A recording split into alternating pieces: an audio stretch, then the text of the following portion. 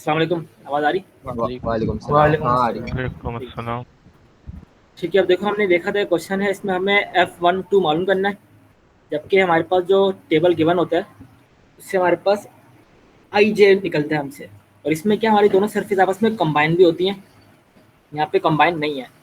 तो हम क्या करेंगे, हमने जो भी चीज़ टेबल से फाइंड आउट करेंगे उसमें सबसे पहले हमें टेबल की जो कंडीशन टेबल में गिवन है वो कंडीशन हमें फुलफिल करना लाजमी है। अगर हमें हाँ बोलिए।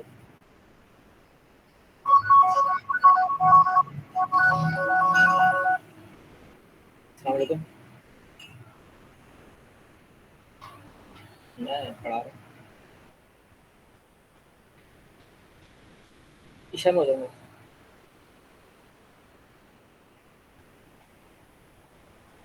हाँ चल लेंगे, ठीक है, ईशा में आ जाओ। चलो मैं बता दूँगा मैं अभी, आधा घंटा लगेगा मुझे फारिग होने में। कब कब कब तक आना है? चल मैं आता हूँ। अच्छा वही लखनऊ वाले के साथ, चलो ठीक है मैं आता हूँ। स्पॉन्सरशिप नहीं है, स्पॉन्सर नहीं कर रहे। चलो ठीक है मैं आता हूँ। ठीक है, मैं बता दूँगा इसे, कल नमाज़ पढ़ के आऊँगा। ठीक है, आऊँगा।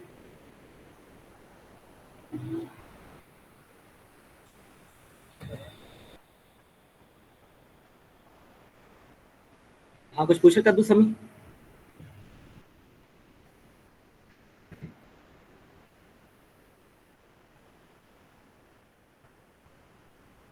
हाँ अगर दोनों का एरिया, और देखो यहाँ पे जो डायग्राम गिवन है ना उसमें एरिया हमें सेम नहीं दिख नहीं रहा वैसे। अगर एरिया सेम होगा ना बिल्कुल फिर बराबर होगा, अगर एरिया सेम होगा फिर बराबर होगा। तो यहाँ पे देखो हमने ये कहा था कि दोनों शेप हमारे पास क्योंकि अलग अलग हैं, तो हमें जो इसको कंडीशन हमने वही वाली यूज़ करनी है जो हमारे पास एक्चुअली ग्राफ में गिवन है। तो हम पहले क्या करेंगे, पहले हम बोलेंगे इस होलो शेप को हम होलो सपोज नहीं करेंगे, हम बोलेंगे होलो नहीं है, ये पूरा एज अ वन बॉडी है। मतलब इसकी हाइट जो होगी ना टोटल, इसकी हाइट यहाँ से लेके 0.4 ही होगी। और इसको हम होलो सपोज अभी नहीं कर रहे, मतलब इसको हम ये वाली शेप सपोज कर रहे हैं अभी। हमारी शेप नंबर 2 है, और ये जो होलो शेप थी ना हमारी, ये तो 1 ही है। ये जो होलो शेप थी हमारी, इसको हम शेप नंबर 3 ले लेते हैं। हम बोले कुछ वक्त के लिए सपोज कर लो कि ये शेप है। अब हम क्या करेंगे, 2 का इफेक्ट मालूम कर रहे होंगे इन दोनों शेप पे, 2 का इफेक्ट मालूम करेंगे इन दोनों शेप्स पे। अब ये जो कंडीशन है बिल्कुल हमारे जो ग्राफ में हमें गिवन है, बिल्कुल उसी के मुताबिक कंडीशन है ये। बॉटम वाली सरफेस की रेडिएशन हम 1 और 3 पे दोनों को मालूम कर रहे होंगे। तो क्या होगा इसमें, अब देखो इसमें क्या है, ये हमारी एक बहुत बेस शेप हो जाएगी एक्स। और ये जो पूरी ऊपर वाली शेप, इसको एज हम वन या कह सकते हो 2 शेप है, लेकिन दोनों शेप क्या है, इसके साथ वो वाली कंडीशन बना रही है जैसे हमारे पास यहाँ पे डायग्राम में बनी हुई है। अब देखो डायग्राम में हमें क्या चीज़ चाहिए, डायग्राम में हमें जेड अपॉन एक्स चाहिए। जेड क्या है हाइट, एक्स क्या है इसकी विड्थ। तो हाइट कितनी है, टोटल हाइट हमारे पास ये नहीं है, टोटल हाइट हमारे पास अब ये है। तो 0.4 इसकी हाइट है, 0.4 को डिवाइड करो 0.5 से, क्या आंसर आता है?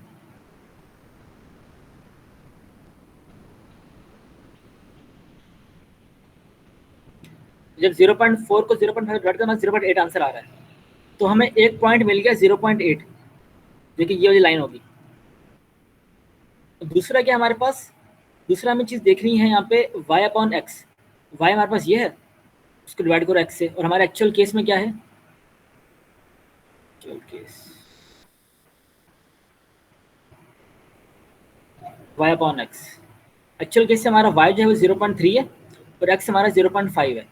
तो y अपॉन एक्स की जो हमारे पास वैल्यू आ रही है वो 0.6 आ रही है। तो 0.6 हमने देखना है इस लाइन में, जो रेड कलर की लाइन है 0.6 देखो, जहाँ पे हमारे 0.6 की लाइन और 0.8 की लाइन, जहाँ पे दोनों बस कोइंसाइड कर रही होंगी, वहीं पे हमारे पास नंबर आएगा एफ आई जे। इसको हम क्या बोलेंगे, व्यू फैक्टर आ गया ना। व्यू फैक्टर आ गया। ये व्यू फैक्टर को हम ऐसे लिखेंगे, व्यू फैक्टर को हम ऐसे लिखेंगे, देखो view factor of two, view factor of two and 1 3 combine. On 1,3 ऐसे लिख लो, ज़्यादा बेहतर है। सही। सही है, व्यू फैक्टर ऑफ 2 और 1,3 है ये, मेरे ख्याल से यहाँ भी ऐसे लिखा होगा। हाँ व्यू ऐसे ही फैक्टर है। ऑफ, सही है, व्यू फैक्टर ऑफ 2 और 1,3। सही है। अब दूसरा क्या है, ये हमने क्या सपोज किया, इसको हमने अगर पूरी वन बॉडी करके सपोज किया। अब अगले क्या करेंगे, आगे हम क्या करेंगे, एरिया 1 को हटा देंगे, इसको हटा देंगे, सिर्फ एरिया 2 एरिया 3 को लेंगे।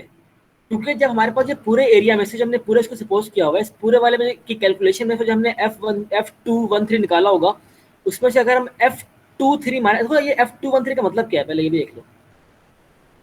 F213 का मतलब ये है, ये 2 है, ये 1 है, 3 है। इसका मतलब ये है F एक दफा 2 के साथ भी है इसमें, और ये और 2 है 3 ना, के साथ। 3 के साथ भी है। इसका मतलब ये इसके अंदर कंबाइन इफेक्ट है, इसके अंदर F21 भी है इसके अंदर, प्लस इसके अंदर F23 भी है। और हमें F21 चाहिए सिर्फ। हमें सिर्फ F21 से काम है। तो अगर हम इसमें से माइनस F23 कर देंगे, तो दोनों कैंसिल आउट हो जाएंगे, हमारे पास सिर्फ F21 आ सही जाएगा। तो अगले सही। स्टेप में हम क्या करेंगे, अगले स्टेप में हम इसके अंदर इसको सिर्फ एरिया 2 एरिया 3 ले लेंगे। हमने एरिया 2 एरिया 3 लिया, इसमें देखो z अपॉन x की वैल्यू क्या आ गई, 0.4 ही आ गई, और इसमें हमारे पास x y अपॉन x की वैल्यू क्या आ गई, 0.6 आ गई। तो जहाँ दोनों आपस में कंसाइड कर रहे हैं, हमारे पास आंसर 0.2 से थोड़ा कम है, 0.19 ले लेना इसको। यहाँ हमने एरिया 1 हटा दिया ना। हाँ, एरिया हमने हटा दिया। सही। तो यहाँ से देखो हमारे पास F23 आ गया। तो ये क्या करेंगे, जो हमारे पहले हम निकाल चुके थे F2 ब्रैकेट 1,3 में से, इसमें से मैं F23 अगर माइनस कर दूंगा, तो मेरे पास जो आंसर आ रहा होगा, मेरे पास F21 आएगा, वो इसी क्वेश्चन के थ्रू आ रहा होगा। सही। ठीक है, तो अगले स्टेप में यही किया गया होगा। अगले स्टेप में F13 में से इसको माइनस कर दिया होगा F23 को, हमारे पास F21 आ गया, वो लिखा हुआ है F213 बराबर F23 के F21 के, इसको हाँ मैंने वही वापस किया कर हुआ है। दिया और ये आंसर आ गया। लेकिन अभी भी आंसर कंप्लीट नहीं है। हमने जो F21 निकाला है, अभी हमने 2 का इफेक्ट ऑन 1 निकाला है अभी। हमें 1 से 2 निकालना है। तो हम इसका यूज करेंगे रेसिप्रोसिटी रिलेशन, यूज करेंगे बाय यूजिंग रेसिप्रोसिटी रूल। अगर हमें F21 पता है, F12 भी पता है हमें, इसके लिए एरिया 2 एरिया 1 पता नहीं, हमें एरिया 2 ही पता है। क्या है एरिया 2, क्या हमारे पास 0.5 इंटू 0.3, और एरिया 1 के हमारे पास 0.2 मल्टीप्लाई बाय 0.5। तो ये यूज करेंगे, इससे हमारे पास F12 भी हमारे पास आ जाएगा। ठीक है, सही है। सही। ये तो आसान है, कर लोगे ना खुद ही। यार इसमें अगर ये z और x की जो डायमेंशंस लिखी हुई हैं, अगर ये x और y हो जाएं तो फिर क्या करेंगे? मतलब जहाँ z है वो अगर x दे दें, या हमेशा ये यही रहेंगी? हाँ, हमारे पास जो इसको जो फॉर एग्जाम्पल यहाँ पे अगर Z ना लिखा होता है, कुछ भी लिख दो, यहाँ पे A लिख दो बोले, यहाँ पे इसको B कर दो, यहाँ पे इसको C कर दो बोले, आपने अपना स्टैंडर्ड इसको रखना है। अगर उसकी शेप ऐसी है, जो हमारे जो क्वेश्चन में अगर शेप ऐसी है, तो जो यहाँ पे लिखा हुआ वाई, उसको यहाँ पे हम वाई ही लेंगे। यहाँ पे लिखा हुआ एक्स, तो यहाँ पे कुछ भी लिखा हो उसको हम एक्स सपोज कर रहे होंगे। हम अपनी मर्जी से कर लेंगे टेबल के हिसाब से। हाँ, टेबल के हिसाब से उसकी पहले शेप हमने टेबल जैसे बनानी है। यहाँ पे सही। एक्चुअल क्वेश्चन में हमारी शेप टेबल जैसे नहीं थी, एक्चुअल क्वेश्चन में शेप टेबल जैसे नहीं थी, टेबल जैसे पहले बनाई है हमने। सही। टेबल जैसे बनाने के बाद फिर आप सोल्यूशन में प्रोसीड करोगे आगे। लास्ट वाले भी हल्का हल्का समझा दो। देखो इसमें क्या है, consider a circular furnace that is 0.3 metre long and 0.3 metre in diameter. तो डायमीटर 0.3 है, इसकी हाइट कितनी 0.3 है। The two ends have diffuse, ये दोनों एंड में, हाँ हाँ,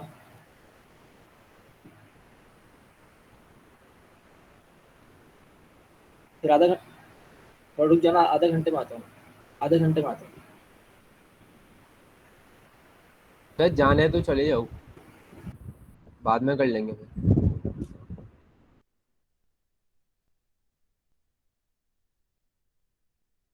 अब्दुल्ला ये न्यूमेरिकल तुम्हें आता है? नहीं यार, रेडिएशन मैंने बिल्कुल भी नहीं किया। चलो देखते हैं, अगर मुझसे भाई रुक रहे हैं तो फिर सही है, वरना बाद में ही करेंगे। ठीक है, तो कैसे हमारे पास the two ends have diffuse grey surface that are maintain at 400 and 500 kelvin. तो दो सरफेस जो हमारे पास है ना यहाँ पे, पहली सरफेस हमारी ये है, दूसरी सरफेस ये है A1 और A2। ये दोनों सरफेस का टेम्परेचर कितना है, एक का 400 केल्विन, एक का है 500। यहाँ पे डिफाइन नहीं है कि किसको 400 ले लो किसको 500, आपकी मर्जी है, पहले इसको ले लो 400, इसको ले लो 500, बताओ तो इसको ले लो 400, इसको ले लो 500, ठीक डिफाइन नहीं है यहाँ पे। विद एमिसिविटी 0.4 एंड 0.5, एक की एमिसिविटी जिसका आप टेम्परेचर लोगे 400, उसका उसकी एमिसिविटी लोगे 0.4, जिसका टेम्परेचर लोगे आप 500 की एमिसिविटी लोगे आप 0.5। लिखा हुआ the lateral surface is also diffuse and grey with emissivity of 0.8 and temperature of 800 kelvin. तो जो लेटरल सरफेस आपकी जो सिलेंड्रिकल सरफेस है ना, ये वाली, इसको एरिया 3 लिखा हुआ है, ये वाली सरफेस आपकी, इसका टेम्परेचर 800 केल्विन है और इसकी जो एमिसिविटी है 0.8 है। तो तीन सरफेस है आपके पास, A1, A2, A3। इन तीनों सरफेस के आपको टेम्परेचर गिवन है और इन तीनों सरफेस के आपके पास एमिसिविटी गिवन है। Determine the net radiative heat transfer from each of the surface. तो आपको नेट रेडिएटिव हीट ट्रांसफर निकालना है। नेट का मतलब क्या कि एक पर्टिकुलर सरफेस कितना एमिट कर रही है, कितना एब्जॉर्ब कर रही है, उसका नेट बताओ, जितना निकल रहा है माइनस जितना इसके अंदर आ रहा है। मतलब अगर हम बोलोगे A1 का नेट क्या होगा, नेट इसका क्या होगा, जितना निकाल रहा है माइनस जितना इन दोनों से ले रहा है, वो इसका नेट होगा। इस तरह A2 का नेट क्या होगा, A2 का नेट ये होगा जितना ये निकाल रहा है माइनस जितना इन दोनों से ले रहा है। इसी तरह A3 का नेट क्या होगा, A3 जितना निकाल रही है माइनस जितना A1 A2 इसके अंदर डाल रहे हैं। तो नेट का मतलब ये तो कितना जा रहा है माइनस कितना आ रहा है रेडिएशन की सूरत में। ठीक है, क्वेश्चन क्लियर है? सही। अगर डायग्राम पे जरा फोकस करना।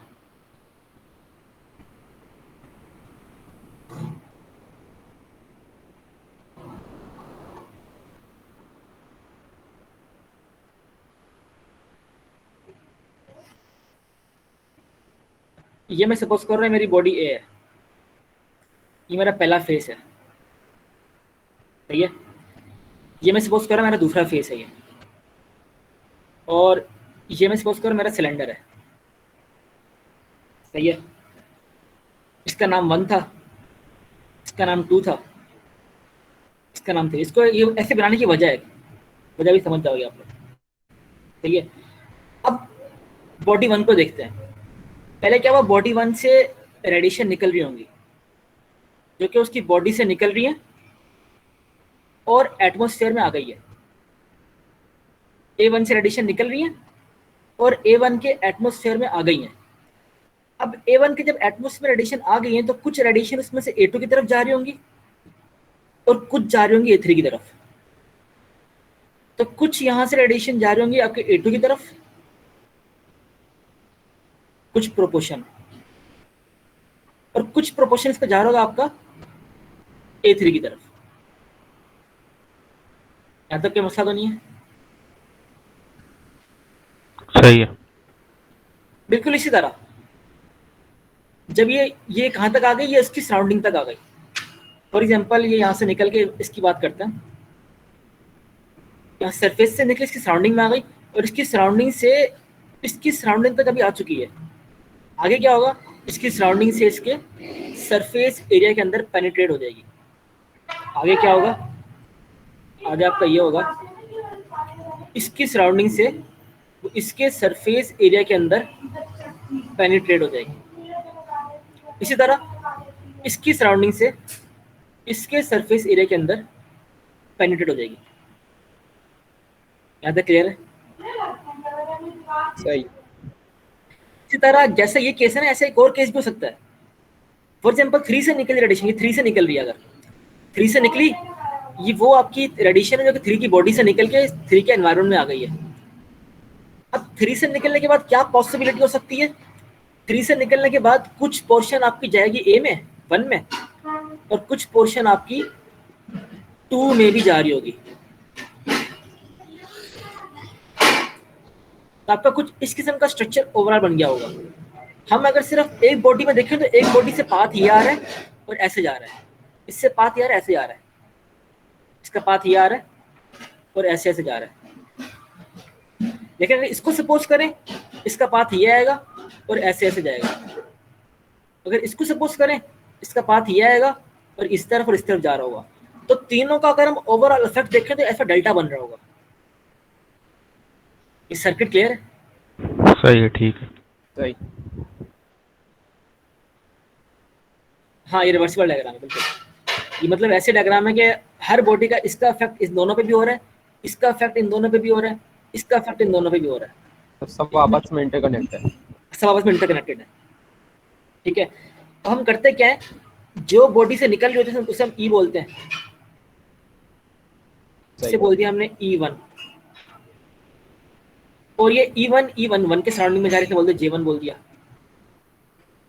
ठीक है, ये J1 से जा रही है 2 की सराउंडिंग में, तो J2 बोलते हैं इसको, 2 की सराउंडिंग में जा रही है। फिर 2 की सराउंडिंग से उसकी बॉडी के अंदर जा रही है, इसे हमने E2 बोल दिया। यार जे तो रेडियोसिटी नहीं होती? हाँ, वही लेकिन है। वही रेडियोसिटी है, रेडियोसिटी है। मैंने अपने आसानी के लिए इसको समझने के लिए मैंने इसको एनवायरनमेंट बोला हुआ कि इसका एनवायरनमेंट है ये। वैसे है, देखो रेडियोसिटी होती क्या है?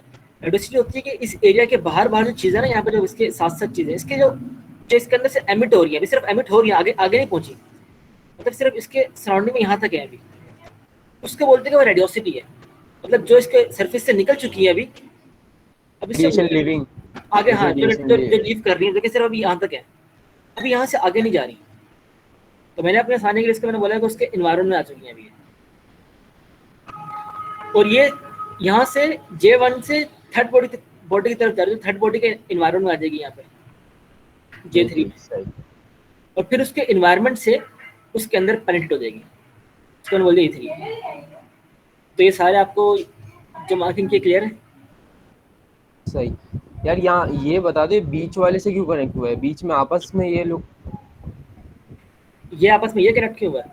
हाँ, जिस तरह 1 से निकल के 2 और 3 में जा रही है ना, इसी तरह 3 से निकल के भी 1 और 2 में जा रही होगी।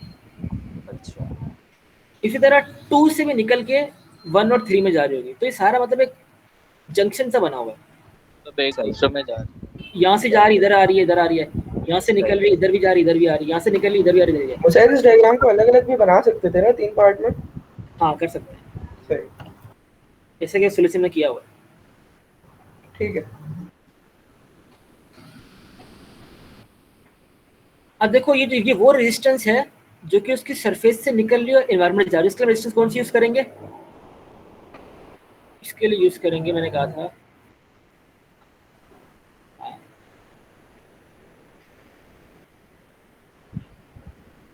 ये ई, हाँ वो वाली।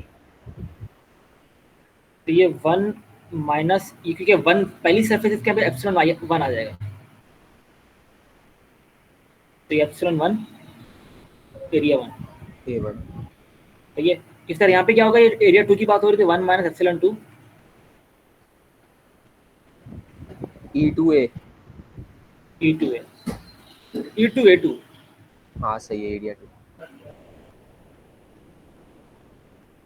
इस तरह यहाँ पे क्या होगा, 1 माइनस एप्सिलॉन 3 E3A3। ये भी रेजिस्टेंस भी क्लियर है? सही। अब बचती सिर्फ ये रेजिस्टेंस। ये रेजिस्टेंस क्या है आपकी, जो एक के एनवायरनमेंट से दूसरे के एनवायरनमेंट जा रही होती है, जो सराउंडिंग में ट्रैवल कर रही होती है, इसको हम लिखते हैं AF से, रेसिप्रोकल ऑफ AF।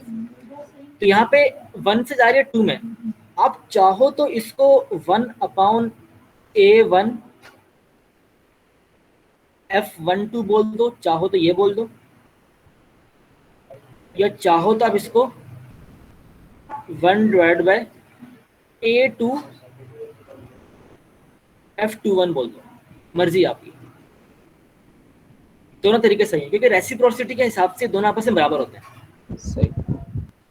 ये वो चीज़ है कि आपके इस वाले एनवायरनमेंट से उसके एनवायरनमेंट जा रही है, उसके एनवायरनमेंट से इसके, दोनों केस सपोज किए हुए हैं, यहाँ से वहाँ भी जा रही है, वहाँ से इधर भी आ रही है, दोनों केस सपोज किए हुए हैं।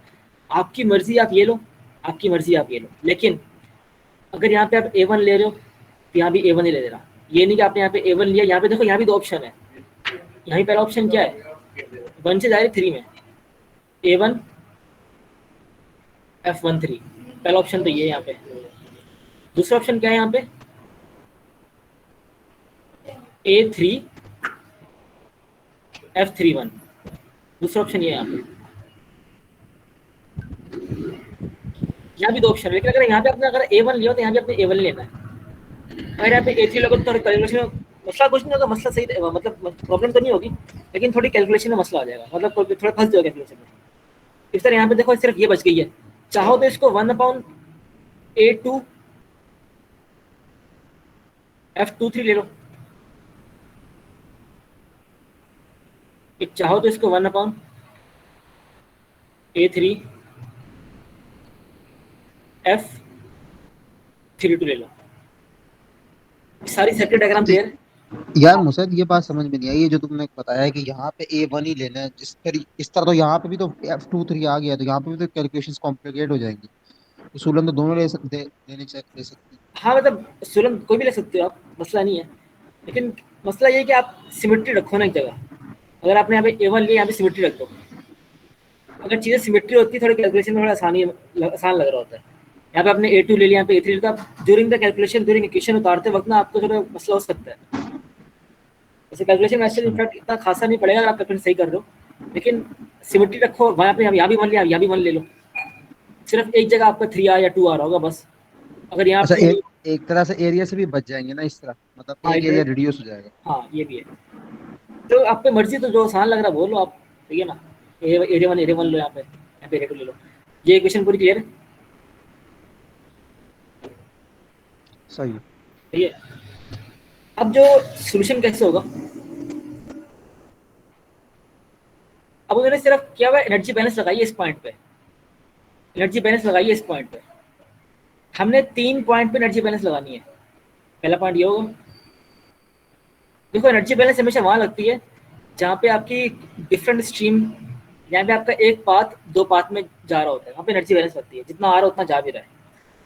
तो हम 3 पॉइंट्स पे एनर्जी बैलेंस लगाएंगे, पहला, दूसरा, तीसरा पॉइंट। सबसे पहले इस पॉइंट में लगाते हैं एनर्जी बैलेंस। जितना क्यू यहाँ से आ रहा है उतना क्यू यहाँ पे इन दोनों में जा रहा है। तो जितना क्यू आ रहा है आपके पास यहाँ पे, उतना क्यू इन दोनों में जा रहा है। सही है, इसको लिखा होगा यहाँ पे, देखो जितना क्यू आ रहा है, ये वही है। आपको जो ये फार्मूला कहाँ से आया, ये वाला फार्मूला, ये है,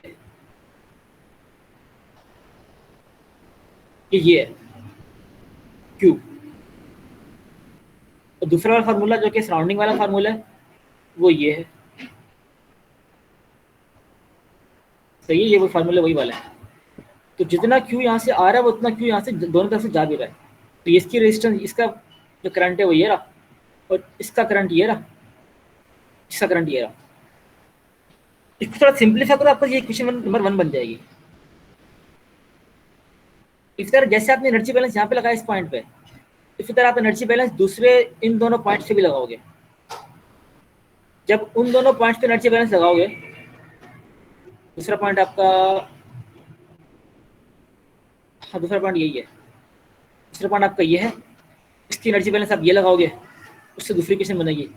इस तरह तीसरी एनर्जी बैलेंस लगाओगे यहाँ पे, उससे तीसरी इक्वेशन बनेगी। अच्छा मुसैद, ये जो सरफेसेस होती हैं, सरफेसेस में जो पोटेंशियल डिफरेंस होता है, ये बेसिकली रेडियोसिटीज का डिफरेंस होता है ना, जैसे J1 - J2 इस तरह।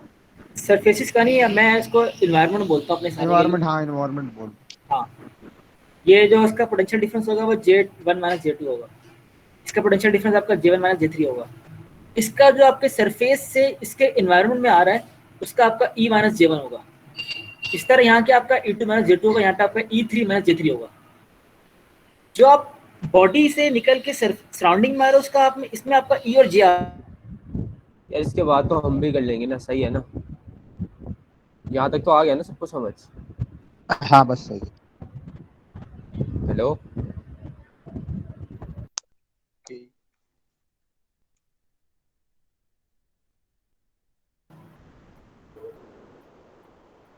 हेलो, आवाज आ रही है? हाँ हाँ, आ रही है, आ रही है।